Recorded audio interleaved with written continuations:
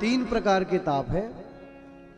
और ये तीन प्रकार के ताप क्या है? दैहिक, दैविक, भौतिक तापा। इन तीनों प्रकार के तापों से मानव झुलस रहा है। इन तीन ताप, तीन के अलावा चौथा ताप तो बना ही नहीं। पहला ताप है दैहिक ताप। इन तीन तापों में मानव का जीवन समाया है। दैहिक ताप, आज किसी व्यक्ति के पास चले जाओ, बचपन से देखा जाए तो कोई ना कोई बीमारी से ग्रसित है, और अगर बुढ़ापे का समय आया, 40-50 का समय आया, तो पैरों से आजकल समस्या बहुत है। पैरों से चलना दुश्वार हो रहा है।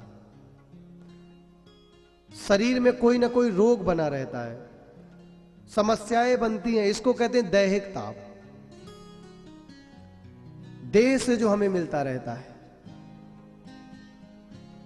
सबसे बड़ा महाराज एक ताप है जो मानव को मानव से मिलता है।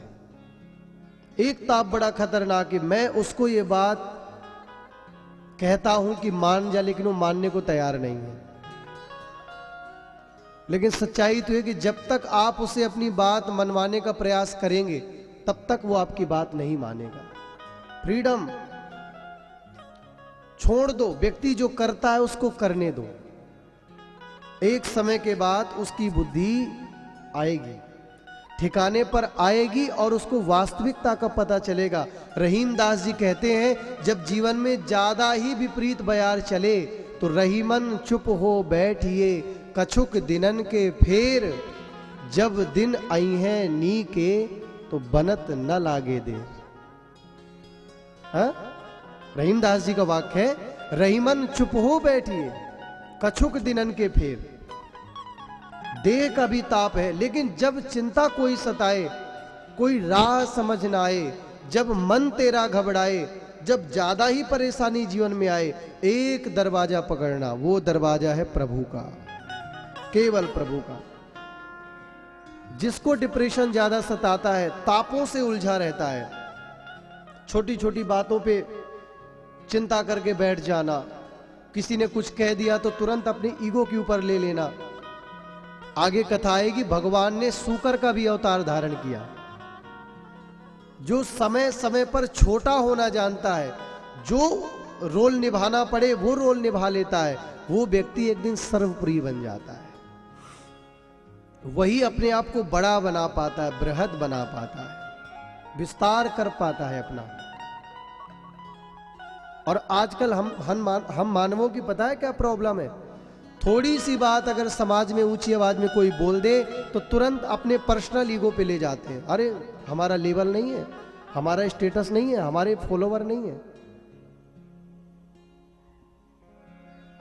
अरे माताएं अगर अपने बच्चे को ही डांट दे तो ऐसे मुंह लटका लेगा, फिर पूरी जगह पर एकांत में तुम हमें डांट देती, 4 लोगों के सामने तुमने मेरी बेइज्जती कर दी, मेरी कोई इज्जत नहीं है।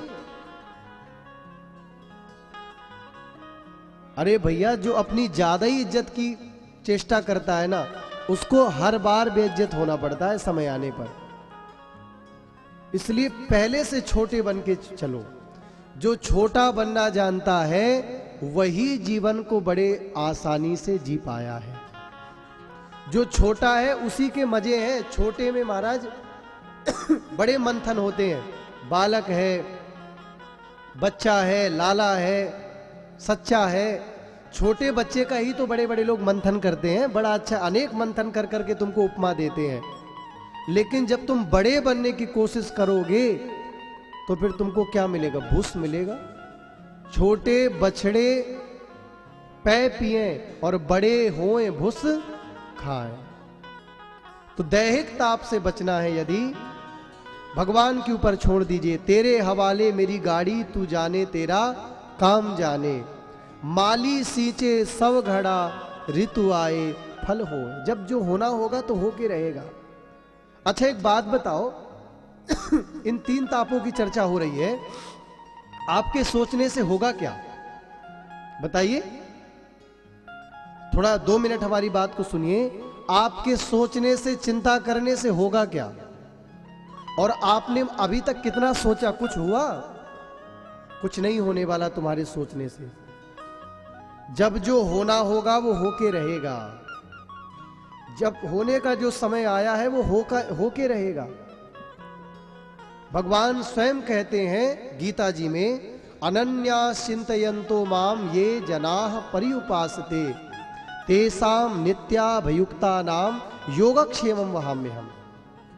जो मेरे शरण में अपने आप को समर्पित कर देता है उसके योग क्षेम का वहम मैं करता हूं। अब माताओं बड़े ध्यान से सुनना, जितने भी बैठे हो, आपको चिंता है तो सच्ची बताना, टेंशन है, प्रभु पर भरोसा है, गलत बात। चिंता है, प्रभु पर भरोसा भी है, तो अपने मुंह को फुलाओ और ऐसे मारो, ठहाका लगा के हंसो और मुंह फूला रहे। मुंह को फुलाओ और फिर ऐसे मार दो, मुंह फूला भी रहे और ठहाका भी लग जाए, दोनों काम एक साथ नहीं हो सकते। हो सकते हैं क्या? हनुमान जी जैसा मुंह फुलाओ, जैसे छोटा बच्चा गुब्बारा फुलाता, अपने मुंह को फुलाओ, अब फुला करके फिर ऐसे मारो, पचक जाएगा। मुंह भी फूल जाए और ठहाका भी लग जाए, दोनों काम एक साथ नहीं हो सकते। कहने का मतलब कि प्रभु पर भरोसा भी है और चिंता भी है, दोनों काम नहीं। अगर भरोसा है तो चिंता नहीं, और अगर चिंता है तो फिर तुम्हें भगवान पर भरोसा नहीं। गए शरण प्रभु राखी हैं, सब अपराध विसार। हमारी बात लिख करके जाइए, पूर्व में जो हम करके आए हैं वो तो हमें चुकाना पड़ेगा। पूर्व कष्ट को कोई काट नहीं पाया। प्रारब्ध पहले लिखा, पाछे लिखा शरीर, छाड़ कपट जंजाल तुलसी, भजले श्री रघुवीर। दैहिक ताप यदि तुम्हें सताता है, देह के द्वारा कष्ट मिलते हैं, पीड़ाएं मिलती हैं, एक बात जान लो, चिंता है तो प्रभु पर भरोसा नहीं, और प्रभु पे भरोसा है तो फिर चिंता नहीं करना है। जितने दिन के लिए आया है, अब एक बात कह दो, आप क्रॉस क्वेश्चन करोगे, महाराज जी अब जो चिंता है, जो पीड़ा है, कौन काटेगा? हम एक बात बताएं, जितने दिन के लिए पीड़ा आई है आपको ही काटना है, कोई नहीं काटने आएगा भैया, एकदम स्पष्ट मानना। जब अपने सुख को तुम स्वयं भोगते हो, दुख भी तो तुम ही भोगोगे, पड़ोसी थोड़ी आएगा भोगने। लेकिन अगर प्रभु के चरणों पर भरोसा है, भगवान की कथा में श्रद्धा है, तो दुख तो आएंगे, लेकिन दुखों की सहन करने की क्षमता प्रभु दे देंगे। जैसे आपका समय अच्छा आया तो जलने वाले पड़ोस में लेने नहीं जाने पड़ते, अपने आप स्वतः ही होते हैं, अपने आप पैदा होते हैं। तो अगर आपने अच्छे समय में अपना बैंक बैलेंस ठीक ठाक किया होगा तो दिन तो एक समान किसी का नहीं जाता। आज अच्छा है तो कल बुरा का भी सामना करना पड़ेगा, और यदि आज बुरा है तो कल अच्छा भी आएगा। तो अच्छे समय में यदि तुमने थोड़ा भी सेफ मनी कर ली है, थोड़ा बहुत भी बचा लिया है, तो मेरी माताओं, आपसे अच्छा मैं भी जानकार नहीं हूं, आप बताना बुरा समय कब कट जाता है पता नहीं चलता। कोई जान पाता है क्या? लेकिन ये बात एकदम लिख लीजिए, एक समान समय नहीं जाएगा। इसी प्रकार यदि धर्म की पूंजी तुम्हारे जीवन में होगी इकट्ठा, तो तुम्हारे जीवन के दुख का समय, पीड़ा का समय, देह के द्वारा कष्ट मिलने वाला समय कब निकल जाएगा पता नहीं चलेगा। इसलिए हम बार बार कहते हैं, समय निकाल करके, सारे काम छोड़ करके प्रभु नाम में क्या बंदिश दिन रात लीजिए, ताली बजा बजा के शुरुआत कीजिए। प्रभु नाम में कोई बंदिश थोड़ी है, सबसे हर लागे ना फिटकरी काम पूरा है। अरे किसका नाम ले? जिसने कभी कोई व्यापार नहीं किया, भैया तुम उसके सहारे हो जाओ, तुम कह दो प्रभु तुम्हारे सिवा मेरा कोई नहीं, अब तुम देख लेना, ठसक से कहो। हाँ, भागवत जी कहती हैं, जिस घर में रोज सायंकालीन यत्र कीर्तने नैवो सर्व स्वार्थोपि लभ्यते। जिस घर में सायंकाल मेरे नाम का कीर्तन किया जाता है, उस घर की सारी जरूरत पूरे करने की जिम्मेदारी मैं उठा लेता हूं। मैं नहीं कह रहा, भागवत जी कह रही हैं। यत्र कीर्तने नैव सर्व स्वार्थोपि लभ्यते। जहां पर मेरा कीर्तन होता है, जहां पर मेरी कथा होती है, वहां पर सारे स्वार्थों की पूर्ति मैं करता हूं। प्रेम से कहो राधे राधे। बात समझ आई? ये 3 बात विशेष रूप से बताई गई है। तो दैहिक ताप हो या दैविक ताप हो या भौतिक ताप हो, अपने द्वारा किसी को प्रसन्न नहीं कर पाओगे तुम जीवन में, याद रखना। संसार का नियम है, किसी के लिए तुम मर मिटना, कितना भी कर लेना। एक छोटी सी गलती अनजाने में भी अगर तुमसे हो गई तो तुम्हारे किए कराए पर ऐसे पानी फिर जाएगा जैसे तुमने कुछ किया ही नहीं।